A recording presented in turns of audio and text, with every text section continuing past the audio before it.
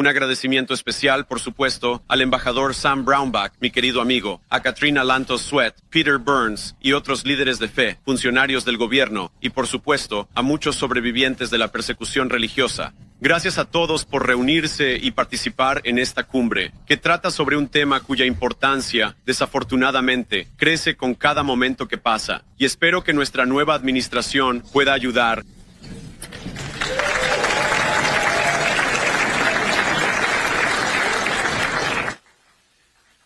Ahora, por favor, tomen asiento. Siempre me siento raro cuando la gente está de pie para escucharme hablar. No va a ser tan bueno, damas y caballeros. Pueden tomar asiento. La libertad religiosa, por supuesto, es la libertad de practicar la propia fe y actuar de acuerdo con la propia conciencia. Y, por supuesto, es la base de la sociedad civil en los Estados Unidos de América y en todo el mundo. Sabemos que en América la fe nutre nuestras comunidades. En casa y en el extranjero, fomenta el amor por los vecinos. Inspira generosidad y servicio.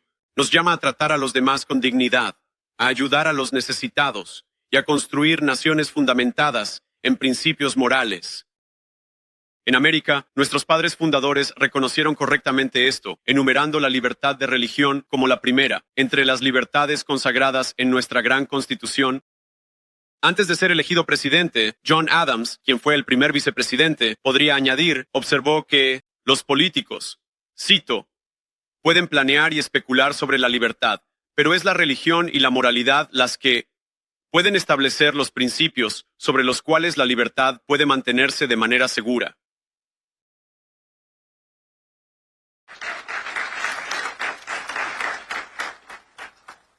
Ahora, por supuesto, esa es una lección importante para cualquier legislador en esta sala, pero para todos nosotros en esta sala. Pero estoy aquí esta mañana, en parte para reflexionar no solo sobre las palabras de nuestros fundadores, pero especialmente sobre aquellos de sus propios precursores intelectuales, los padres de la Iglesia del cristianismo clásico, a los cuales debemos la misma noción de libertad religiosa. Y sé que tenemos personas de todas las fes aquí, pero creo que es una ilusión de la sociedad moderna pensar que la libertad religiosa es un concepto liberal, cuando sabemos que la libertad religiosa fluye de conceptos centrales a la fe cristiana, en particular el libre albedrío de los seres humanos y la dignidad esencial de todos los pueblos. Encontramos sus principios fundamentales en los propios evangelios, con la famosa instrucción cristiana de dar a César lo que es de César y a Dios lo que es de Dios. Los primeros cristianos, por supuesto, sufrieron mucho, y desafortunadamente, muchos cristianos todavía sufren hoy a manos del poder estatal opresor. Pesaba mucho sobre los primeros teólogos y apologistas de la Iglesia. Reaccionando a la persecución de sus compañeros cristianos en el siglo III, el padre de la Iglesia primitiva, Tertuliano de Cartago, publicó una carta abierta al cónsul romano.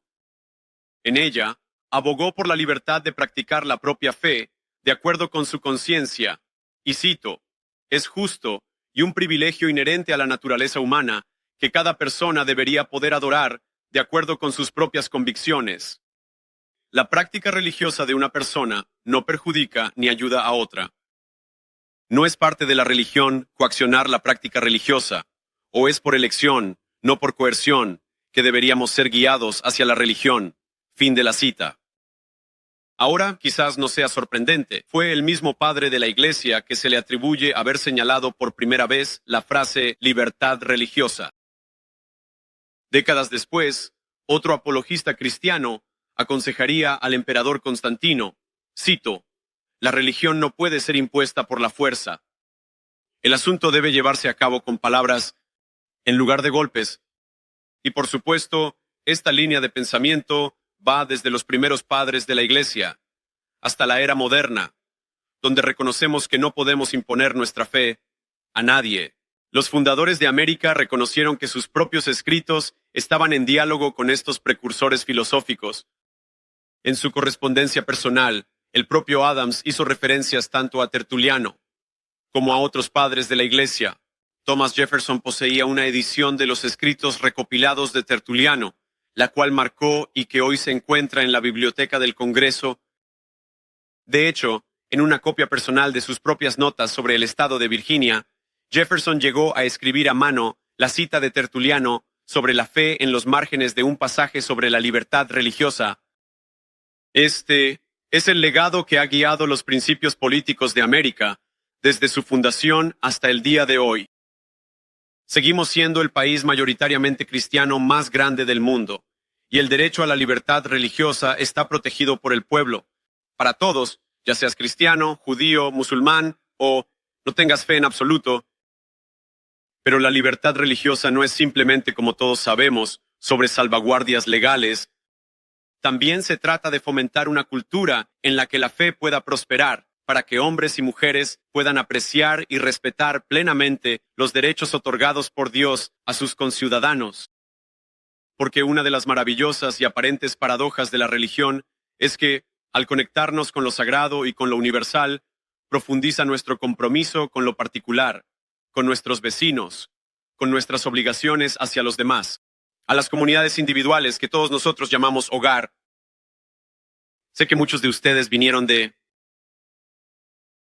todas partes de nuestro país, y sé que muchos de ustedes saben que vengo de una parte pobre de nuestro país, y al crecer mi familia y yo éramos cristianos, pero no íbamos a la iglesia regularmente. Mi abuela, que me crió, era una mujer profundamente fiel a su manera, pero era escéptica de la religión institucionalizada y rara vez asistía a los servicios dominicales. Pero en las ocasiones en que íbamos, ya fuera con ella o más tarde con mi padre, a su iglesia pentecostal en el suroeste de Ohio, y ciertamente ahora, como miembro de mi propia congregación, siempre me impresionó lo que veía, y te diré que mi abuela una vez me dijo eso. En el área del este de Kentucky, donde ella creció, incluso los episcopales eran manipuladores de serpientes. No sé si eso era cierto, pero esa era solo la pequeña interpretación de Mamau sobre su propia comunidad. Pero piénsalo, la iglesia era un lugar, y sigue siendo así, donde personas de diferentes razas, diferentes orígenes, diferentes estilos de vida, se unieron en compromiso con sus comunidades compartidas y, por supuesto, en compromiso con su Dios.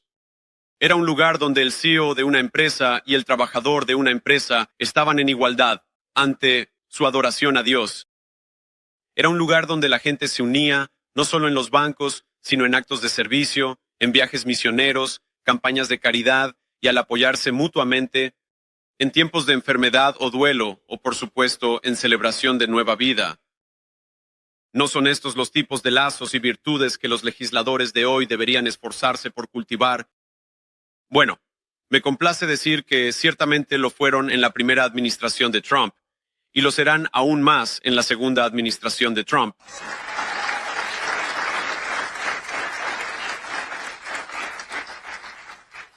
Ahora, en su primer mandato, el presidente Trump centró la causa de promover la libertad religiosa en su política exterior.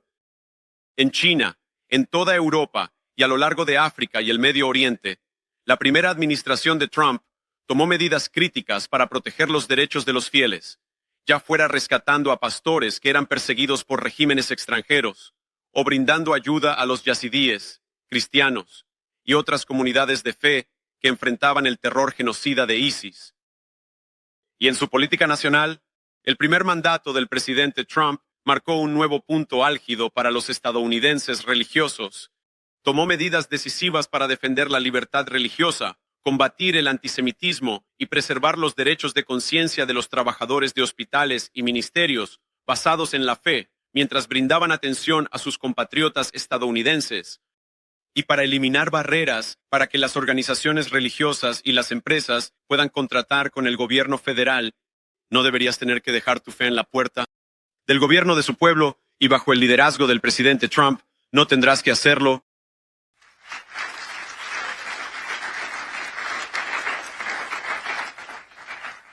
Ahora estamos solo en la tercera semana de su segundo mandato, pero creo que es seguro decir que hemos logrado tal vez más en las últimas 2 semanas que muchas administraciones en unos pocos años. Pero esta administración está decidida no solo a restaurar, pero al ampliar los logros de los primeros 4 años, y ciertamente de las últimas 2 semanas.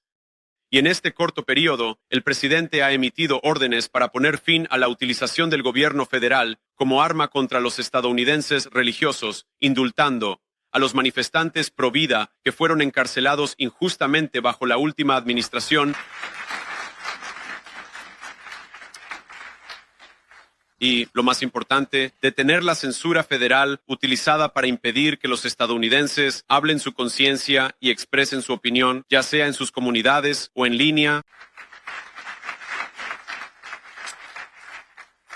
Ahora, nuestra administración cree que debemos defender la libertad religiosa, no solo como un principio legal, por importante que sea, sino como una realidad vivida, tanto dentro de nuestras propias fronteras como especialmente fuera de ellas.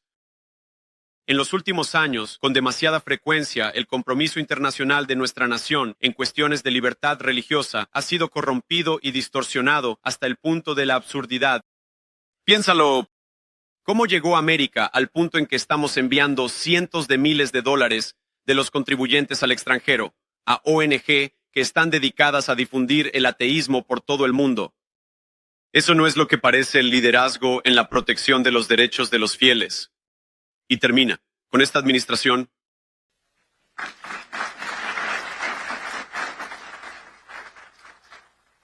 y añadiría eso, parte de nuestras iniciativas para proteger la libertad religiosa significa reconocer en nuestra política exterior la diferencia entre los regímenes que respetan la libertad religiosa y aquellos que no lo hacen.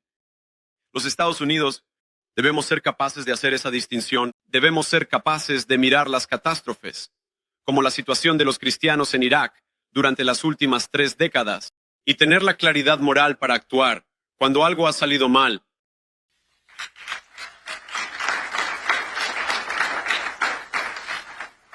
Ahora, esta administración está lista para hacerlo, y afortunadamente, el presidente Trump eligió nominar a un secretario de Estado, uno de mis queridos amigos y creo, uno de los grandes campeones vivos de la libertad religiosa en todo el mundo, una persona cuya dedicación a la libertad religiosa proviene de su fe, de la misma manera que la mía, y eso es grandioso. El secretario de Estado, Marco Rubio, fue confirmado 99-0 por el Senado.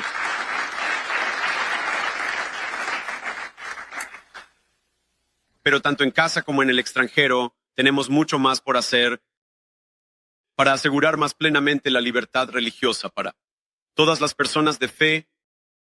Estoy agradecido por el arduo trabajo que todos en esta sala han dedicado a ese esfuerzo. Rezo para que juntos podamos proteger mejor la dignidad de todos los pueblos, así como los derechos de todos los creyentes a practicar su fe de acuerdo con los dictados de su conciencia.